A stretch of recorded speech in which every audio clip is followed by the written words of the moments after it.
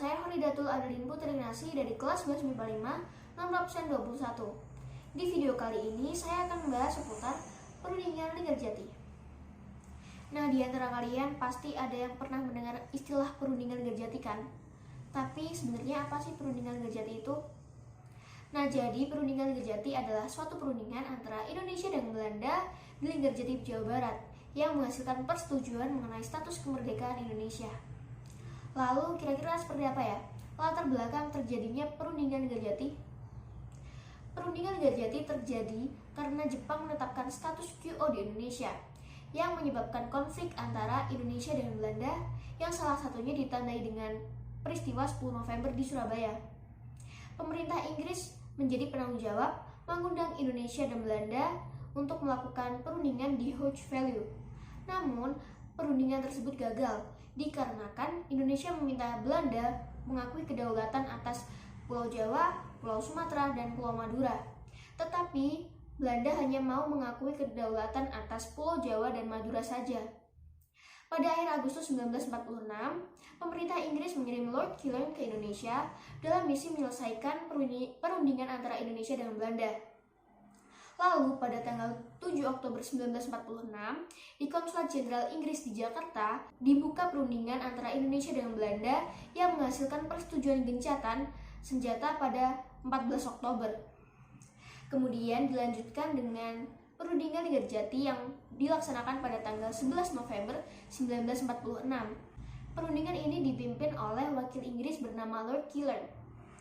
Perjanjian Linggarjati selesai pada tanggal 15 November 1946 dan baru ditandatangani keduanya pada tanggal 25 Maret 1947. Dalam rentang waktu tersebut, para delegasi melakukan perbaikan isi perjanjian agar kedua belah pihak menemui titik temu. Nah, pasti pada suatu perjanjian atau perundingan akan ada kesepakatan yang didapatkan. Begitu juga dengan perundingan Linggarjati ini.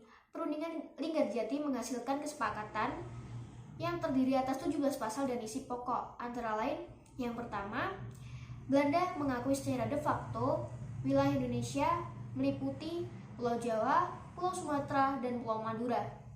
Yang kedua, Belanda harus meninggalkan Indonesia selama-lamanya pada tanggal 1 Januari 1949. Yang ketiga, Belanda dan Indonesia sepakat untuk membentuk Negara Republik Indonesia Serikat. Dan yang terakhir, RIS atau Republik Indonesia Serikat harus bergabung dengan negara-negara persemakmuran di bawah kerajaan Belanda. Dalam perjanjian tersebut, ada beberapa tokoh yang datang sekaligus mewakili masing-masing pihak. Para tokoh yang menghadiri perundingan bersejarah tersebut antara lain, yang pertama dari pihak Indonesia diwakili oleh Sultan Syahrir sebagai ketua dan ditemani oleh Akagani, Susanto Tirto-Projo, dan Muhammad Rum. Untuk dari pihak Belanda diwakili oleh Wim Schermerhorn sebagai ketua dan ditemani oleh Max van Poel, H.J. van Mook, serta Van der Beer.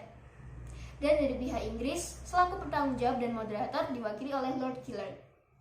Nah, agar penjelasan mengenai perundingan Linggarjati lebih lengkap, ada beberapa dampak negatif maupun positif dari perundingan Linggarjati ini terhadap bangsa Indonesia.